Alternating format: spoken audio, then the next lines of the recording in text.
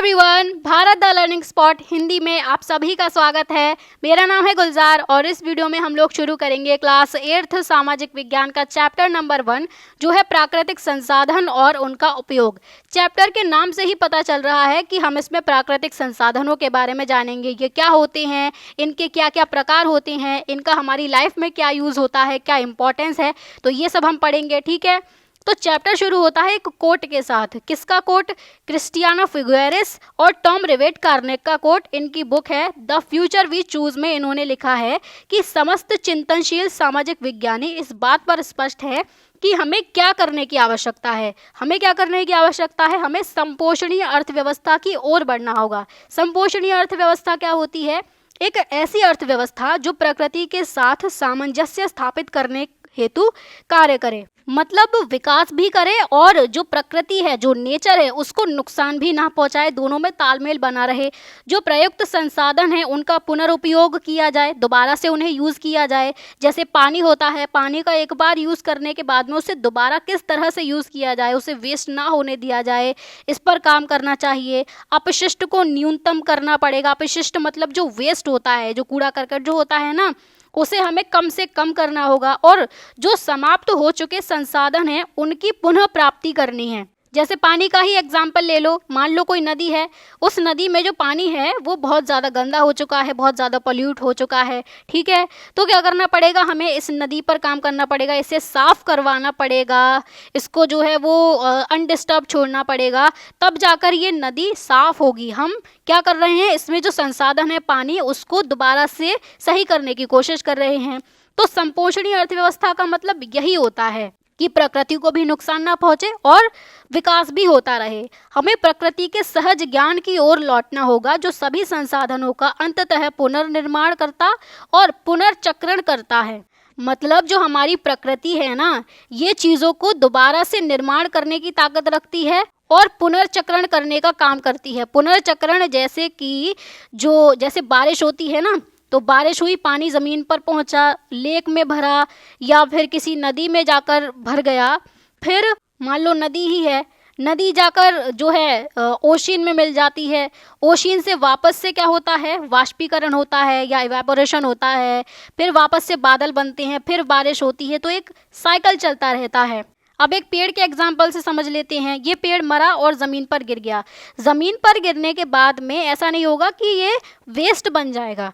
जो मिट्टी होती है उसमें बहुत सारे बैक्टीरिया होते हैं, जैसे हमने केंचुए का नाम सुना होगा। तो ये बैक्टीरिया वगैरह क्या करेंगे? इस पेड़ को छोटे छोटे टुकड़ों में तोड़ेंगे। इसमें जो कार्बन डाइऑक्साइड है, जो पानी है, जो नाइट्रोजन है, इस सभी को वो एटमॉस्फेयर में, ज़मीन में पहुंचा देंगे। तो ये रिसाइकल हो जाएगा। तो प्रकृति के अंदर ये ताकत होती है कि ये पुनर्निर्माण कर सकती है चीज़ों का और पुनर्चक्रण कर सकती है। ठीक है, अब आगे क्या दिखाया गया है? एक फोटो है। इस फोटो में क्या दिखाया जा रहा है? एक ब्रिज है, रेलवे ब्रिज, रेलवे पुल है गोवा में, भारत में। पीछे दूधसागर वाटरफॉल है या जलप्रपात हम जिसे कहते हैं। तो इस फोटो में हमें क्या पता चल रहा है कि ये नेचर की चीज़ें हैं, प्रकृति की चीज़ें हैं। पहाड़ है, पेड़ हैं, पीछे वाटरफॉल है और इधर एक ब्रिज भी बनाया गया है। इसके ऊपर ट्रेन चल रही है। तो ये ब्रिज कैसे बनाया गया होगा? इन पहाड़ों को काटकर, पेड़ों को काटकर।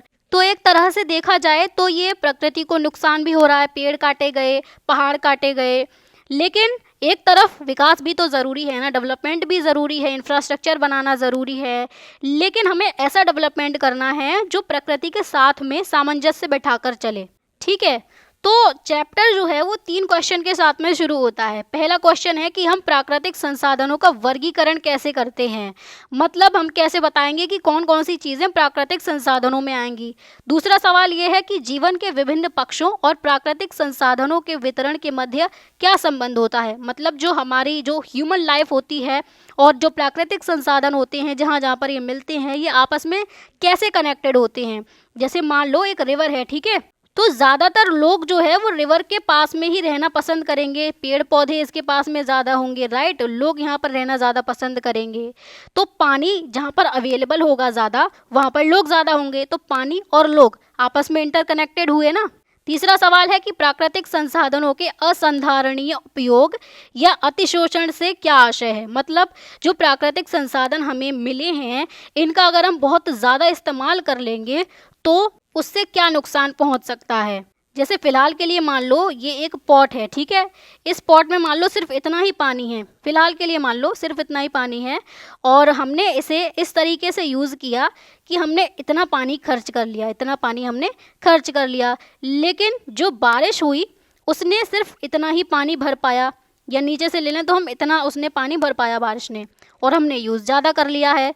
तो क्या होगा, एक टाइम पर ये जो पॉट है ये खाली हो जाएगा, क्योंकि इसमें कम पानी भरा जाएगा और निकाला जाएगा ज़्यादा, तो ये पॉट बिल्कुल खाली हो जाएगा एक टाइम पर। तो वही इसका अतिशोषण कहलाएगा, वही इसका असंधारणीय उपयोग कहलाएगा। ठीक है, तो ये तो 3 क्वेश्चन हो गए चैप्टर की शुरुआत में। अब आगे क्या बोला गया है, 2 फोटो दिखाई गई हैं यहाँ पर।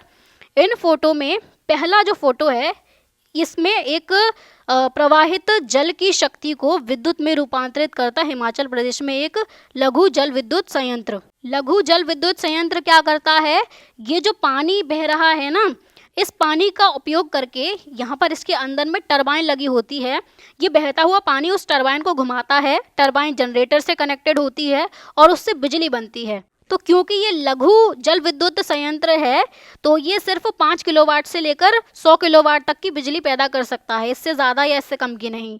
ठीक है, बाकी बहुत बड़े बड़े प्लांट भी बनाए जाते हैं। एक तरफ यहाँ पर दिखाया गया है एक अपतटीय तेल संयंत्र, समुद्र तल के नीचे से खनिज तेल निकालते हुए। ये जो है वो समुद्र के बीचों बीच में खड़ा हुआ है एक प्लांट। ये क्या कर रहा है, समुद्र के नीचे जो ज़मीन होगी ना वहाँ पर कुछ खनिज तेल मिलेंगे, उन खनिज तेलों को निकालने का काम ये संयंत्र करता है, ये प्लांट करता है। तो वहाँ से इन तेलों को निकाला जाएगा और उनको रिफाइन किया जाएगा और उनको यूज़ में लेकर आया जाएगा। ठीक है, अब हम देखेंगे कि प्रकृति कब एक संसाधन बन जाती है। तो प्रकृति शब्द का एक अर्थ उन सजीव और निर्जीव रूपों की समग्रता से है जो हमारे पर्यावरण का भाग है परंतु मानव द्वारा निर्मित नहीं है। मतलब वो सारी जो सजीव चीज़ें हैं, निर्जीव चीज़ें हैं, सब कुछ इन्वायरमेंट का पार्ट हैं, हमारे पर्यावरण का पार्ट हैं, और वो सब कुछ प्रकृति का दिया हुआ है। लेकिन वो इंसान ने नहीं बनाया हो तो वो प्रकृति है, वरना वो प्रकृति नहीं होगी।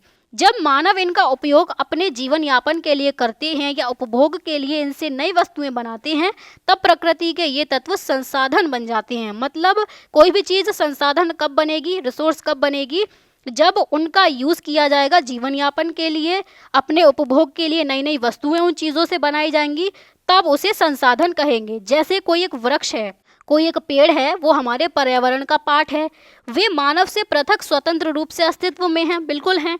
जब हम उन्हें काटते हैं और उनकी लकड़ी से फर्नीचर बनाते हैं, तब हम वृक्षों को एक संसाधन के रूप में देखते हैं। मतलब एक पेड़ है, ठीक है, इस पेड़ को काटा, इसकी लकड़ी को यूज़ में लिया, इसका फर्नीचर बनाया, टेबल बनाई, कुर्सी बनाई, बहुत सारी चीज़ें बनती हैं। तो जब हमने उस लकड़ी का अपने लिए यूज़ किया, कंजम्पशन के लिए यूज़ किया, तब हम उस लकड़ी को या उस पेड़ को रिसोर्स बोल रहे हैं, वरना उसे रिसोर्स नहीं बोलेंगे। ठीक है, अब आगे क्या बोला जा रहा है कि ये वस्तुएं आसानी से उपलब्ध नहीं होती। अब आसानी से उपलब्ध क्यों नहीं होती? उदाहरण के लिए समुद्र की गहराई में खनिज तेल हो सकता है ना, क्योंकि जो समुद्र होते हैं उनकी बहुत गहराई में जाकर 2000, 3000, 4000 मीटर नीचे जाकर कुछ तेल निकलते हैं वहाँ से। वो हर जगह नहीं, कहीं कहीं पर ही निकलते हैं। वो इतना नीचे है, मान लो 6000 मीटर नीचे है, तो वहाँ तक पहुँचने की तकनीक हमारे पास नहीं है, हमारे पास उस तक पहुँचने की, उसे निकालने की टेक्नोलॉजी ही नहीं है, या निष्कर्षण की जो लागत है वो बहुत अधिक हो। मतलब मान लो पेट्रोलियम निकाल भी लिया, हमारे पास टेक्नोलॉजी है, लेकिन उसे निकालने के बाद हमें प्रॉफिट ही नहीं होगा। उसे निकालने में ही इतना पैसा खर्च हो चुका कि उसे बेचने के बाद में वो पूरा नहीं हो सकता, वो भर नहीं सकता वो घाटा, तो हम उसे फिर नहीं निकालेंगे। तो पहली बात तो हमारे पास टेक्नोलॉजी होनी चाहिए, दूसरी बात निष्कर्षण की लागत कम होनी चाहिए, तीसरी बात वो सांस्कृतिक रूप से अस्वीकार्य ना हो। मतलब अगर कल्चरली एक्सेप्टेबल है तब हम किसी चीज़ को संसाधन बोल सकते हैं। सांस्कृतिक रूप से अस्वीकार्य कैसे हो सकता है वो? जैसे कुछ पवित्र उपवन होते हैं, उनमें वृक्षों को काटना ना बहुत बुरा माना जाता है। वो लोग, मतलब कुछ ऐसे समुदाय होते हैं जो वृक्षों को काटने नहीं देते। वो बोलते हैं कि हम तुम्हें काट देंगे लेकिन किसी भी पेड़ को नहीं काटने देंगे। तो वो उन्हें बहुत ज़्यादा पवित्र मानते हैं। तो जब पेड़ नहीं काटेंगे तो उससे फर्नीचर नहीं बनेगा, वो हमारे काम का नहीं रह जाएगा, तो वो रिसोर्स भी नहीं रह जाएगा। तो इसीलिए किसी भी तत्व को संसाधन कहलाने के लिए उसे तकनीकी रूप से सुलभ होना चाहिए, हमारे पास टेक्नोलॉजी होनी चाहिए। दूसरी बात, उसका दोहन आर्थिक रूप से व्यवहार्य होना चाहिए। तीसरी बात, वो सांस्कृतिक रूप से स्वीकार्य होना चाहिए। ठीक है। सामान्यतः जो दोहन है, दोहन को हम एक्सप्लॉयटेशन बोलते हैं, तो इस शब्द का एक नकारात्मक अर्थ होता है। मतलब हम एक्सप्लॉयटेशन को या दोहन को एक नेगेटिव तरीके से यूज़ करते हैं, लेकिन हम जिस संदर्भ में यहाँ पर इसका यूज़ कर रहे हैं इस दोहन का, इसका मतलब होगा कि प्राकृतिक संसाधनों का निष्कर्षण, उनका उपयोग और उनका उपभोग। उपभोग मतलब अपने यूज़ में लेना। जैसे लकड़ी से फर्नीचर बन गया, फर्नीचर बन के तैयार हो गया, अब इस फर्नीचर का हम खुद यूज़ करें, वो उपभोग कहलाएगा, या उसे कंजम्पशन भी बोलेंगे। ठीक है। तो पहले तो निकाला, उसके बाद उसका उपयोग किया, फिर उसका उपभोग किया, ये होता है दोहन। ठीक। अब आगे क्या बोला जा रहा है कि पृथ्वी पर अनेक प्राकृतिक संसाधन हैं, बहुत बड़ा खजाना है पृथ्वी पर प्राकृतिक संसाधनों का, जिनमें से कई लाखों वर्षों में निर्मित हुए हैं, बहुत लाखों करोड़ों साल लगी हैं। जैसे फॉसिल फ्यूल होते हैं, जिन्हें हम जीवाश्म ईंधन बोलते हैं, ये फॉसिल फ्यूल कई करोड़ों सालों पहले जो है, जैसे मान लो ये हमारी पृथ्वी है, यहाँ पर कुछ पेड़ पौधे रहे होंगे, कुछ जानवर रहे होंगे। ठीक है। ये एक टाइम पर पृथ्वी के नीचे दब गए होंगे, अंदर सतह के नीचे, सरफेस के नीचे ये दब गए होंगे। बहुत ज़्यादा नीचे गर्मी रहती है, जो टेम्परेचर है वो बहुत हाई रहता है, प्रेशर बहुत ज़्यादा हाई रहता है। तो क्या हुआ, ये कोयले में बदल गए, ये पेट्रोलियम में बदल गए, नेचुरल गैस में बदल गए। तो इन सभी चीज़ों को हम बोलते हैं फॉसिल फ्यूल या जीवाश्म ईंधन। ठीक है। तो ये कई करोड़ों सालों में बने। क्या किया, इन्हें मानव ने ग्रहण किया, पहले तो इन्हें निकाला, इनका यूज़ करना सीखा। तो जब वो हमारे लिए काम के होने लगे तो वो हमारे लिए संसाधन बन गए। इनमें प्रत्यक्ष रूप से कौन कौन से हैं, एक तो जल है, एक है वायु और एक है मृदा। मृदा मतलब सॉइल, जो मिट्टी होती है। ठीक है। तो ये तो कुछ प्रत्यक्ष रूप से हैं रिसोर्सेज, जिनके बिना लाइफ ही पॉसिबल नहीं है। पानी के बिना या हवा के बिना या सॉइल के बिना हम जिंदा नहीं रह सकते हैं ना। सॉइल किस लिए चाहिए, फूड कल्टीवेट करने के लिए, क्रॉप कल्टीवेट करने के लिए, राइट। और साथ ही कुछ अप्रत्यक्ष भी हैं कुछ संसाधन, जैसे कि कोयला है, खनिज तेल है, बहुमूल्य पत्थर हैं, धातु के अयस्क हैं। अयस्क क्या होते हैं, ये किसी धातु का अशुद्ध रूप होता है। जैसे मान लो कॉपर है, तो कॉपर का जो ओर होगा, जो अयस्क होगा ना, उसमें बहुत सारी इम्प्योरिटीज़ मिली हुई होंगी, बहुत सारी अशुद्धियाँ मिली हुई होंगी।